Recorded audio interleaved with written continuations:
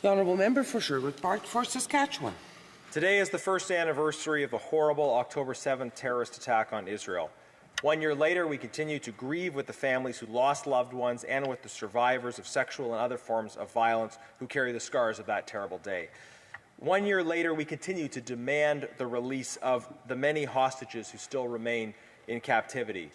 Bring them home.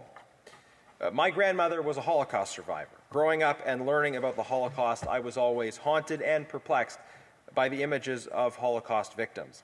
It is with these images in mind that Jews today fight back against those who try to kill them. It is good, right, and necessary that peoples and nations defend themselves.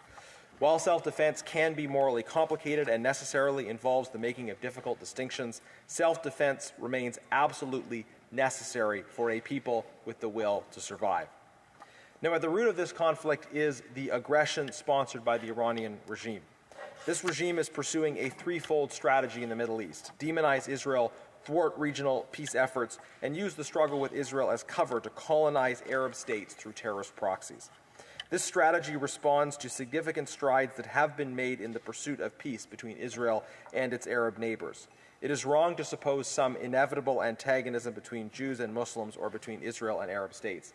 Israel has in fact normalized relations and is actively collaborating with a growing number of regional partners. But in response to this collaboration, Iran's regime seeks to unite Israel's remaining opponents and use them for colonial expansion against other regional rivals. While Israel is the primary rhetorical enemy, Iran and its proxies are also waging a campaign to destroy and subjugate other states in the region, starting with Lebanon, Iraq, Syria, and Yemen. These, along with the Gaza Strip, are now places where the regime ruthlessly suppresses its opponents and stages attacks against Israel, attacks aimed at undermining regional peace efforts and creating further opportunities for the Iranian regime's expansion. We have good reason to believe that the Iranian regime specifically wanted the October 7th attacks and directed them in order to create the conditions in which the expansion of the Abraham Accords, particularly the expansion to include Saudi Arabia, would be much more difficult. Now, given this context, the Iranian regime will not accept a ceasefire as long as its strategy continues to advance its real objective, the subjugation of its Arab neighbours. The real path to peace, therefore, runs through the weakening of the capacity of the Iranian regime, the strengthening of popular movements against the regime inside Iran and elsewhere, and the strengthening of engagement with regional players who have an interest and a capacity to make and enforce regional peace. These are things that we have long called for. More than 6 years ago, this House passed my motion calling for the listing of the IRGC as a terrorist organization. While this has now finally happened, the failure to act for so long gave the regime extensive runway to continue to operate, recruit, and fundraise here on Canadian soil. So much of the damage has already been done as a result of this senseless delay. In government, Conservatives will take swift action against the Iranian regime and its proxies. That action will be in support of the people of Israel, the Palestinian territories, Lebanon, Iraq, Syria, Yemen, Sudan, Afghanistan, and Iran itself, all of whom have been victims of this terroristic regime. We reject doctrines that demonize whole peoples, and we call for the liberation of all peoples from Iranian regime domination. The Iranian regime is the greatest threat to the sovereignty and self-determination of peoples in the region. Speaker, here in Canada, the principal concern that I hear from many Jewish and Muslim leaders is about security. For everyone, Canada feels less safe than it once did. Foreign interference, attacks on different communities, the dramatic rise in anti-Semitism, and an increase in crime in general leave many people feeling that they are a long way from home. While working for peace and justice everywhere, we must place the highest priority on the security of all people here in Canada. The Honourable Parliamentary Secretary to the Minister of Public Safety. Thank you, Madam Speaker. And before beginning my remarks, I'd like to acknowledge that today is the one-year anniversary of the terrorist organization Hamas launching a horrifying attack against Israel. Our government stands with Jewish people and Israelis on this painful anniversary, and we won't relent until we see every last hostage returned home. As the member opposite knows, on June 19, 2024, our government listed the Islamic Revolutionary Guard Corps IRGC as a terrorist entity under the criminal code. The Iranian regime has consistently displayed a complete disregard for human rights, both inside and outside Iran, and as well as a willingness to destabilize the international rules-based order. Listing the IRGC builds on the Government of Canada's broader efforts to ensure that there is no impunity for Iran's unlawful actions and its support of terrorism.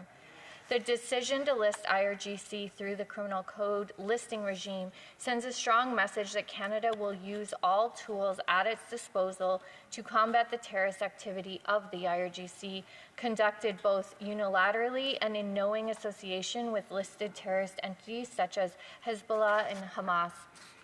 As a now listed entity, the IRGC meets the definition of a terrorist group under Canada's criminal code.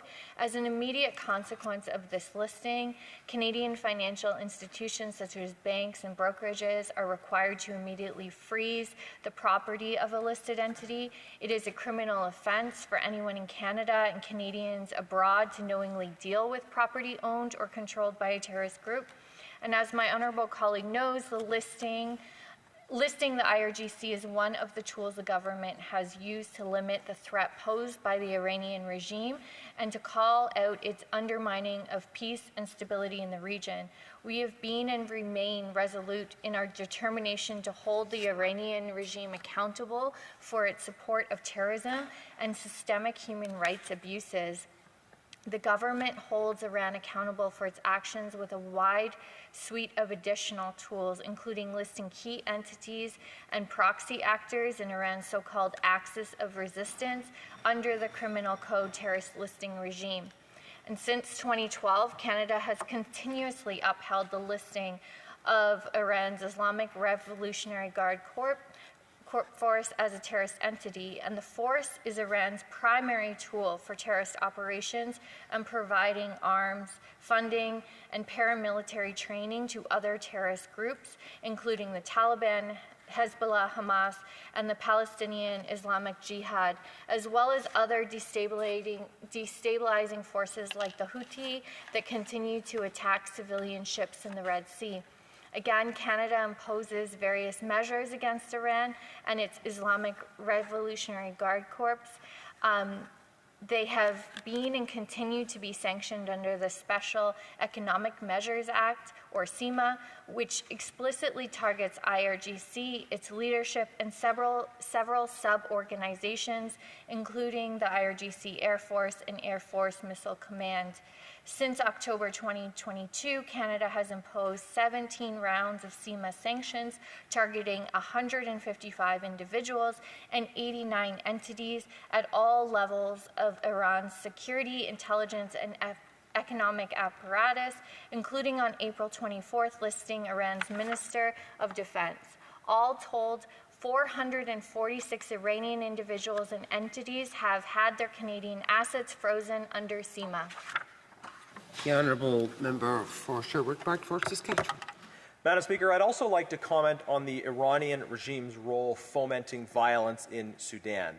Sudan is in the midst of the worst humanitarian crisis that we have seen in a generation, and the Iranian regime's support for one of the belligerents fighting in that terrible civil war is contributing to this crisis. Estimates are that over 2.5 million people will die in Sudan this year. To put that in perspective, that is more than the entire population of the Gaza Strip. The horrors in Sudan and how other actors are fueling that conflict desperately need more attention from this House, from the government, and from governments throughout the world.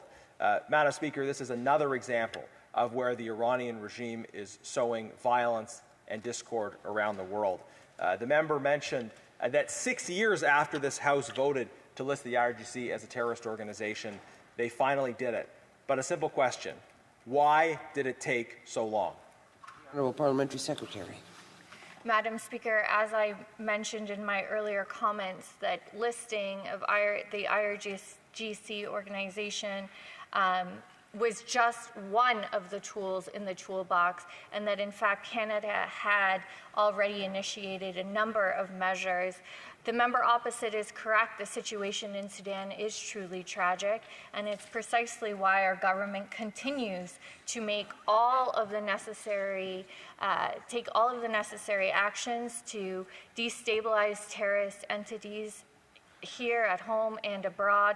And Madam Speaker, we will continue to do this work and list additional individuals where needed, as we have various tools, as I've laid out, that are not only listing, but using our CEMA sanctions as well, and our special economic measures through that act. Thank you, Madam Speaker.